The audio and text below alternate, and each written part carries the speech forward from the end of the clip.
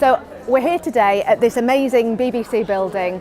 We're hosting the Women in Sport North Conference, the North bit being the critical bit, because there is a Women in Sport conference that happens in the South, and I'm working with Kate Hardcastle to make it happen up here. We all know that we've got to do so much more to involve and engage young people and women in sport, and we've got to do that in so many different ways. But as the business brain and the geek behind this, I realised a lot of it was to do with bringing people together. Now, it's great that we've got some of these events happening in the South, particularly in London, but everything's quite London-centric anyway. And what I wanted to do was engage the rest of the UK. We've got 70 million people just across the North East and North West, lots of them women, lots of them people helping engage women in sport and girls in sport. So the best thing I could do was create a platform to bring everybody together. I am an absolutely passionate believer in the power of sport. Power of sport to do good, the power of sport to kind of lead change, to be inspiration, improve people's lives. I truly believe that. So this isn't something that we should just keep to a few of us. It's something that we really want to be spread, to be enjoyed, and we see that as our role as broadcasters. I think it's great that we've got such a wide array of women that have achieved so much in sport, and I think to have primary school children here as well, to be able to witness that, to be able to learn from that, is so vital, because what you see, you try and achieve.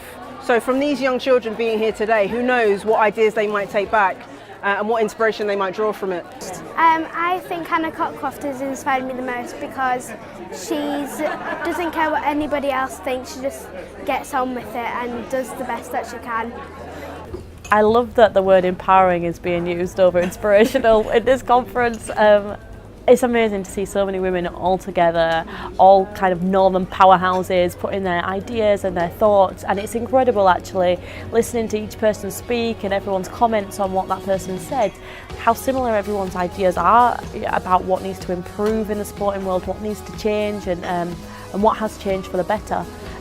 We're all kind of in agreement, and bringing everyone together kind of proves that, and hopefully will give that push to everyone involved that things do need to change, and we all know that, and hopefully this is the first step towards some positive changes being made.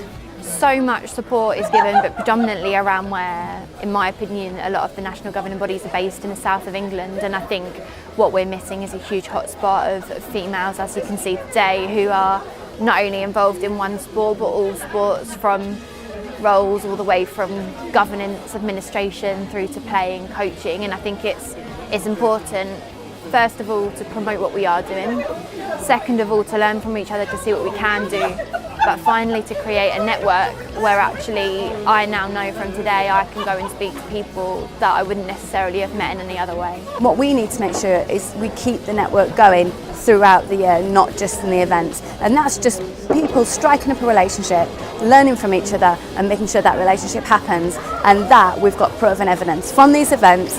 Sporting organisations have got together and stayed together, and I think that is a real immediate success of the first few years.